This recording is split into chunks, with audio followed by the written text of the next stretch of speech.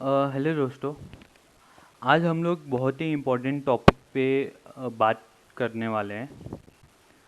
आज का टॉपिक ये है कि आप एक प्रीमियम कैलकुलेटर बोलो या फिर आप कोटेशन बोलो, आप ये चीज़ अपने मोबाइल में कैसे जनरेट कर सकते हैं। हम लोग अभी इसके ऊपर इसके लॉजिक के ऊपर काम कर रहे हैं। तो मैं क्या चाहता हूँ कि आप जो हमने लॉजिक बनाया है वो लॉजिक आप देखो, आपको उसमें कुछ इनपुट देना है तो आप दे दो मुझे। कुछ इसमें प्रॉब्लम है या कुछ और एडिशन ऐड करना है तो आप हमको अभी बता दो, ताकि मैं डेवलपिंग में देने से पहले, डेवलपिंग करने से पहले पहले से इसको सही करूं। कभी क्या होता है कि काम हो जाने के बाद फिर उसमें कुछ चेंजेस करना बहुत डिफिकल्ट हो जाता है। इसलिए मैं पहले ही आपको दिखा रहा हूँ कि हमने क्या लॉजिक बनाया है। आप लॉजिक देखो, उसको समझो, कैसे काम करेगा ये भी समझो, अब फिर उसके बाद अपना फीडबैक दो। ओके, तो हमने कुछ इस तरह सोचा है कि कोटेशन आप मोबाइल में कैसे बना सकते हो। आपके मोबाइल के अंदर कोटेशन का एक मेन्यू रहेगा। जैसे कोटेशन के मेन्यू में आते हो तो वहाँ पे आपको एक लिस्ट दिखाई देगी। लिस्ट में क्या दिखाई देगा कि अब तक आपने कितना कोटेशन बनाया है, कौन से रेट को बनाया है, कौन से ज्वेलर्स के लिए बनाया है, कौन सी पॉलिसी के लिए बनाया है, कौन सी इंश्योरेंस कंपनी में बनाया है। अभी हम लोग प्रीवियस कोटेशन क्यों सेव कर रहे हैं, उसका लॉजिक ये है कि कभी कभी क्या होता है, हमने एक कोटेशन क्लाइंट को भेजा, क्लाइंट बोल रहे हैं कि अरे इसमें स्टॉक और इंक्रीज कर दो या फिर ये स्टॉक हटा दो, ये सेक्शन मुझे अब नहीं चाहिए। तो उसके लिए आपको पूरा नया से ना बनाना पड़े। आप क्या करो, सिर्फ उसका नाम जाकर ढूंढो, तुरंत वहीं का वहीं उसको एडिट करके और दूसरा तुरंत भेज दो। आपको दोबारा से पूरे नई मेहनत ना करने पड़े। इसके लिए हम लोग को पुराना कोटेशन का रिकॉर्ड यहाँ पे सेव कर रहे हैं। फिर आते हैं नया कोटेशन। अभी नया कोटेशन बनाने तो दो तीन ऑप्शन है और दो तीन जगह से आप बना सकते हो। पहला है कि आप मेन मास्टर यानी फॉर्म डिटेल से जाके बनाओ। दूसरा, आप कॉलिंग जब करो वहाँ से बना कर दो कोटेशन। तीसरा, 1 to 1 से करे तो 1 to 1 से करके दो। चौथा, आप चाहो तो कोटेशन के अंदर ही आके ऐड न्यू कर सकते हो। ओके, तो कहीं से भी आप कोटेशन पे ऐड न्यू बटन पे क्लिक करोगे तो वहाँ पे दो क्वेश्चन पूछेगा। पहला इंश्योरेंस कंपनी, दूसरा है पॉलिसी नेम। इंश्योरेंस कंपनी क्यों पूछ रहा है, क्योंकि आपको आरटीजीएस डिटेल भी दिखाना है और कौन सी इंश्योरेंस कंपनी का है वो भी हमको जानना है। तो आप जैसे इंश्योरेंस कंपनी सेलेक्ट करते हो उसके हिसाब से आरटीजीएस डिटेल यहाँ पे अपने आप जनरेट होता है। एग्जाम्पल लेता हूँ, अब इंश्योरेंस कंपनी सेलेक्ट किया बजाज और पॉलिसी लिया जेबी, तो एक पूरा जेबी का पूरा फॉर्मेट ओपन हो जाएगा जिसमें क्रिएटेड डेट अपने आप आएगा। फॉर्म नेम एड्रेस भी ऑटोमेटिक लेगा अगर आप फॉर्म से जाकर बना रहे हो या फिर कॉलिंग या 1 to 1 से बना रहे हो। लेकिन आप डायरेक्ट बनाओगे तो आपको फॉर्म नेम ब्लैंक मिलेगा, तो ब्लैंक में कुछ भी डाल सकते हो। एड्रेस में भी चाहो तो कुछ भी डाल सकते हो, मैंडेटरी कुछ भी नहीं है, आप चाहो तो डाल सकते हो सर। पीरियड ऑफ इंश्योरेंस भी आपको दिखाना तो दिखा सकते हो, नहीं दिखाना तो कोई प्रॉब्लम नहीं है, कोई मैंडेटरी नहीं है।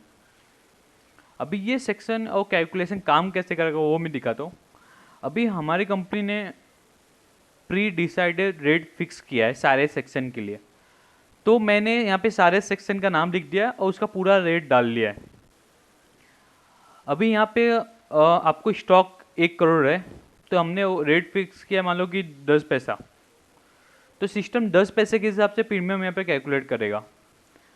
अगर आपने कैश लिया 1 करोड़, तो यहाँ पे अगर रेट 10 पैसा फिक्स है तो 10 पैसे के हिसाब से प्रीमियम यहाँ पे कैलकुलेट करेगा। और सेक्शन 1 का पूरा टोटल मार के यहाँ पे टोटल प्रीमियम दिखाएगा। लेकिन लेकिन लेकिन लेकिन आपको आपको यहाँ पे जो 10 पैसा यहाँ पे रेट है, आप चाहते हो 10 पैसा रेट ना हो, 5 पैसा रेट हो, तो आपको सिर्फ रेट में आके यहाँ पे चेंज करोगे जैसे ही ना, तो जो कैलकुलेशन है वो भी अपने आप चेंज हो जाएगा। Got it? कि यहाँ पे आपको पूरा फ्रीडम है। आप चाहो तो सम इंश्योर्ड चेंज कर सकते हो, चाहो रेट चेंज कर सकते हो। बाय डिफॉल्ट हमारे सिस्टम ने एक सेटिंग करके रखेगा कि इतना रेट दिखेगा, लेकिन आप चाहो तो अपने अकॉर्डिंग भी इसको चेंज कर सकते हो, उसके हिसाब से प्रीमियम कैलकुलेट होगा। ओके, तो ऐसे ही सेक्शन 2 में भी, सेक्शन 3 में भी। अभी सब दूसरी चीज़, यहाँ पे इतने सारे नाम दिख रहे हैं, तो क्या पीडीएफ जब जनरेट होगा, कोटेशन सीट जनरेट होगा, उसमें भी इतने सारे नाम दिखेंगे? तो इसका आंसर है नहीं, क्योंकि आपने स्टॉक में 1 करोड़ लिखा है, उसका प्रीमियम आया है, लेकिन कैश में अगर आपने कुछ नहीं लिखा है ना, तो वो ये लाइन ही नहीं आएगी पीडीएफ में जो कोटेशन जनरेट होगा। जिसमें जिसमें अमाउंट लिखा है वही वही लाइन वहाँ पे दिखेगा, जिसमें कुछ नहीं लिखा है वो सेक्शन शो ही नहीं करेगा। ओके, तो अब अपने हिसाब से हर जगह सम इंश्योर्ड डाल सकते हो और प्रीमियम अपने आप कैलकुलेट करोगा। ओके, फिर उसके बाद यहाँ पे आते हैं नीचे अदर पॉलिसी में। कुछ पॉलिसी ऐसी है जो जेबी के अलावा भी अदर होती है, तो उधर पॉलिसी का भी हमने नाम दिया है। अब अगर कोई प्लेट ग्लास लेना चाहे तो प्लेट ग्लास भी ले सकते हैं, नियॉन साइन का भी आप कैलकुलेशन शीट में डाल सकते हो। लेकिन इन सब के अलावा अगर कोई ऐसी पॉलिसी का नाम या उसे कोई सेक्शन ऐड करना है आपको जो इसमें नहीं है, तो इसके लिए हमने यहाँ पे ऐड पॉलिसी का ऑप्शन दिया है। जैसे ही ऐड पॉलिसी पे क्लिक करोगे एक ब्लैंक फॉर्म ओपन होगा जिसमें आप स्टॉक, सम इंश्योर्ड, रेट और प्रीमियम डाल सकते हो, उसके हिसाब से वो कैलकुलेशन करेगा। ओके, फिर यहाँ पे नीचे नोट का एक बटन दिया है, नोट का बॉक्स दिया है, तो नोट में आप जो भी रूल्स एंड रेगुलेशन जो भी चीज़ लिखना चाहो आप लिख सकते हो। तो ये चीज़ आपको पीडीएफ में शो करेगा, अगर आप कुछ नहीं लिखोगे तो पीडीएफ में कुछ शो नहीं करेगा। ठीक है, उसके बाद आता है प्रीमियम पे, तो टोटल ऊपर का जितना भी प्रीमियम है वो टोटल करके यहाँ पे लेके आएगा। और यहाँ पे डिस्काउंट परसेंटेज दिया है, अगर आप चाहोगे तो यहाँ पे 2%, 5%, 10% डिस्काउंट भी डाल सकते हो। अगर 10% आपने लिखा तो प्रीमियम का जो 10% डिस्काउंट देकर टोटल प्रीमियम में आएगा। लेकिन अगर आप डिस्काउंट में कुछ नहीं लिखा है तो कैलकुलेशन शीट में भी कुछ नहीं दिखेगा, डिस्काउंट का कॉलम भी हाइड हो जाएगा। टोटल प्रीमियम आया, प्रीमियम पे जीएसटी ऑटोमेटिक कैलकुलेट करेगा और फाइनल प्रीमियम आएगा। ठीक है, अभी यहाँ पे दो बटन रहेगा, एक तो क्रिएट करना, एक रीसेट करना। रीसेट पे जैसे क्लिक करोगे ना तो पूरा का पूरा फॉर्म ब्लैंक हो जाएगा। लेकिन जैसे ही क्रिएट पे क्लिक करोगे तो मल्टीपल ऑप्शन सेलेक्ट करने के लिए आएगा पीडीएफ जनरेट करने से पहले। पहला ऑप्शन रहेगा लेटर हेड, तो लेटर हेड देना चाहते हो कि नहीं देना, यानी ये जो पीडीएफ जनरेट कर रहे हो ब्लैंक पेपर पे चाहिए, कटारे का लेटर हेड पे चाहिए कि इंश्योरेंस कंपनी पे चाहिए। बाय डिफॉल्ट ब्लैंक रहेगा, लेकिन आप चाहो तो कटारे पे दे सकते हो, इंश्योरेंस कंपनी में दे सकते हो। ठीक है, अब यहाँ पे टिक बॉक्स रहेगा, इंश्योरेंस कंपनी का आरटीजीएस डिटेल आपको दिखाना है तो यहाँ पे टिक करो तो दिखेगा, नहीं टिक करोगे तो नहीं दिखेगा। अगर टिक क्या होगा तो ब्लैंक में यहाँ बाजू में आरटीजीएस डिटेल भी दिख जाएगा।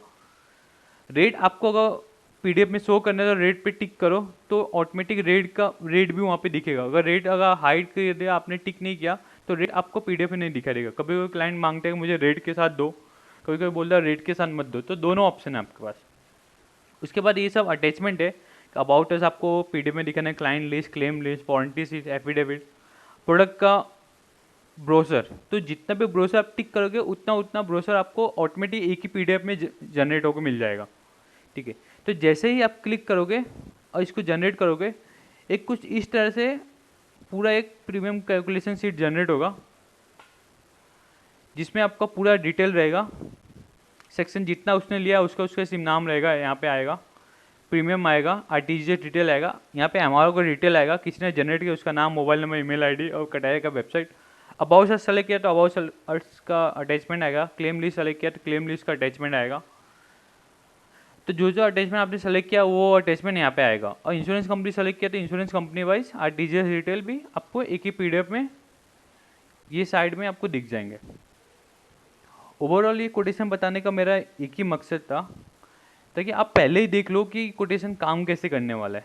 आपके मन में कोई सोल्यूशन है, कोई सजेशन है, या आपको लगा कुछ प्रॉब्लम ये ऐसा नहीं वैसा होना चाहिए, तो आप अच्छे से इसको देख लो, अब मुझे बता दो ताकि भावेश भाई हम लोग मिल के इसके ऊपर वापस से वर्क करें और फिर इसको डेवलपिंग के लिए दें। ओके, धन्यवाद सर जी।